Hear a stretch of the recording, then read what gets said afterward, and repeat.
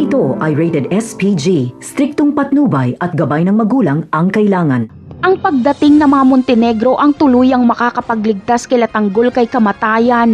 Nawala na kasi sa isip ni Facundo na tapusin sila Tanggol dahil nagmadali siyang puntahan si Bettina at Catherine para iligtas ito. Bago umalis ng bodega ay inutos ni Facundo kay Madonna na tapusin sila Tanggol.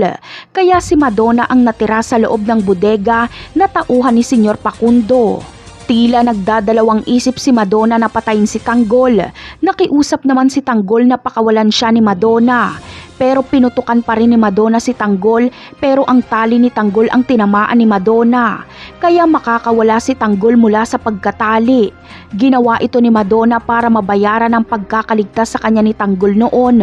At nang sa ganon ay bayad na siya sa pagkakautang para sa susunod nilang paghaharap ni Tanggol ay wala nang dahilan para hindi niya ito patayin.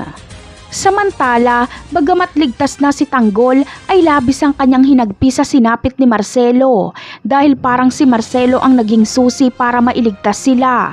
Dahil kung hindi bumaliktad si Marcelo ay siguradong napatay na sila ni Senyor Facundo. Hindi makapaniwala si Tanggol na tatay ni Babol si Marcelo. Utang nila kay Marcelo ang kanilang buhay kaya sisiguraduhin ni Tanggol na makakamit ni Marcelo ang hustisya. Ipaghihiganti niya ito. Ngunit ang katanungan ng marami, patay na kaya si Marcelo?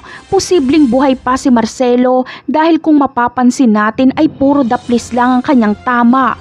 Survivor itong si Marcelo dahil kahit noon pa na napakarami niyang tama at nahulog pa siya sa dagat noong binaril siya ni Olga ay nabuhay pa siya. Malamang ay dadalhin siya nila Tanggol kay Divina at sila Divina na ang magpapagamot sa kanya. Habang sila Tanggol ay kailangan lang ng mahabang pahinga para makarecover. Napakarami pa nating dapat abangan sa mga susunod na episode. Paalam!